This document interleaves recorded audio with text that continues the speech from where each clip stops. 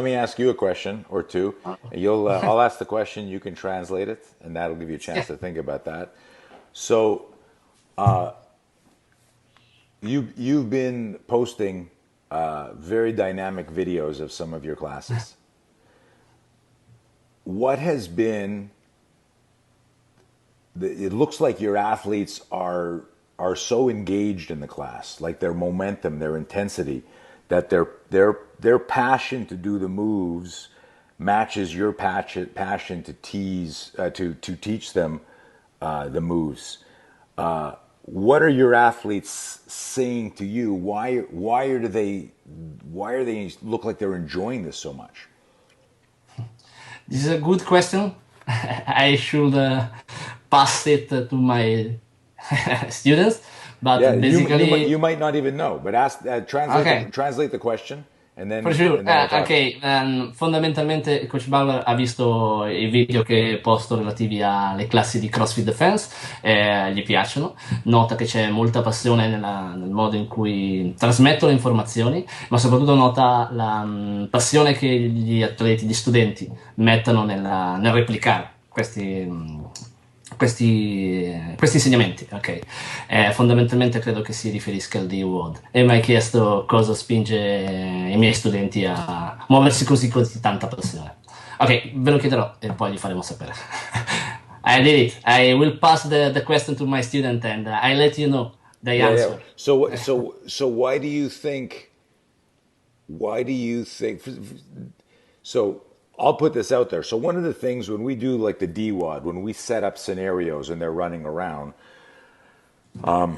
we tell the athletes in the class, you're hitting all aspects of GPP, general physical preparedness here. But the most important ones you're working on is balance, coordination, agility, speed, and accuracy. You're developing agility and coordination when you're doing a wall ball hitting a target, and accuracy. But it's in a single plane, it's moving up and down, right? You got to maintain your balance. If your coordination is off when you catch the ball, I mean, how many times have you been hit in the face with a 20-pound med ball because you're a little tired? Your coordination starts to suffer, right? You're breathing hard. Maybe you're trying to go a little too fast, so your brain's not, getting the right amount of oxygen. Your timing goes off. Boom, right? Because you've been hit in the face with a med ball, right? Yeah, Yeah, yeah. a couple of times. Yeah, we all have. So, but if you think about Sono- that, why would that happen? That's the stupidest thing in the world. That's like letting yourself get punched in the face. Why would you? But we don't understand the physiology and the psychology Okay, of I that. got And so there'd be no reason to ever get hit. But your timing's off because you're tired, because you're breathing, because your brain's not getting the same amount of oxygen. You're just a little bit slower. So it's something to think about is that if you push yourself during the DWAD, you're actually becoming a better athlete. And so we want people to move fast and hard, right? So there's no value to doing Fran slowly. Well, there is, but there isn't, right? The adaptation is the intensity. And so that's something to think about. So I'm very, very impressed by you and your students. And you're doing a great job because what they're doing is they're maintaining the intensity throughout every single drill you put them through.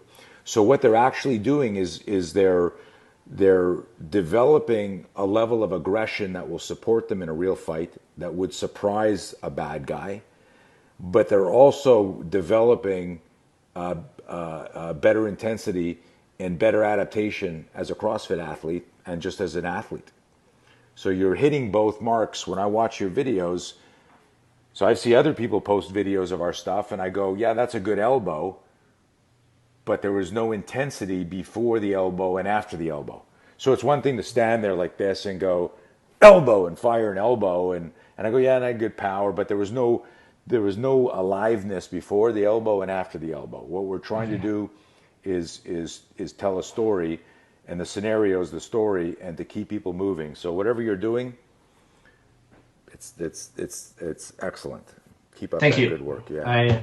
I will transfer this to my student. Thanks a Yeah, lot. yeah, Much yeah. appreciated. Much Yeah, yeah. appreciated. Good job. Uh, What do you why do you enjoy the CrossFit Defense so much? Clearly, I can see that. I'll go to a box and I'll see somebody and he's like walking around and he's looking at his phone or looking at the clock. Come on, everybody, let's go. 2 more minutes. But you're right in there in the class. You're letting your students hit you. You're doing the drills with them. You're running around with them. What do you like so much about this? Okay, basically, the most important thing that I appreciate is the part not physical, but related to the emotional and psychological part. Is a really, really a huge world that have to be explored. Otherwise, you don't catch all picture. That's it. So you are a master into pass this information. I let the guys. This comes back to the guy who on his business card he says I'm an architect, but he's really a carpenter. Okay. Right? He doesn't. Do you understand what I mean by that metaphor? Yeah. He's a guy that's just teaching how to punch, how to hammer, right? How to kick, how to armbar, but he's not telling the story, and he's not into the emotional and the psychological. But translate that if you can. What I asked for the Italian audience was, what was your passion? What do you get? And because I think that's an interesting thing for them. If they don't get the emotional, psychological, they're not going to get as much out of this course. I agree. Yeah. Fondamentalmente quello che tentavo di dire in inglese, che probabilmente mi verrà meglio in italiano, che quello che ho apprezzato molto di più nel corso è la parte psicologica e emotiva relativa al self-defense, a quello che è l'aggressione. Cioè focalizzarsi semplicemente sulla parte fisica non è tutta la fotografia e si rischia di perdere una parte importante. Logico, self-defense sono anche la parte fisica, non si può escludere. È come cercare di imparare a nuotare senza andare in acqua, è impossibile. La parte fisica ci deve essere, lo stress deve essere inoculato nella misura in cui la persona che ti sta di fronte come coach può sopportare, ok? Tuttavia deve essere inoculato, ma non è solo la parte fisica, anzi focalizzarsi solo su quella si rischia di avere delle brutte sorprese quando lo scenario diventa reale. Forse questo non ho detto, e la parola scenario è stata ripetuta da coach Blauer, è che questo metodo si dice basato sullo scenario. Non è un caso che tutti i dettagli vengono analizzati, cioè che quando si fa il D-WOD, cioè la replica di quello che è il defense WOD, richiama quello che è il CrossFit, vengono chiesti di replicare degli atteggiamenti che sono importanti per far sì che lo scenario sia più simile a quello che l'aggressione potrebbe essere.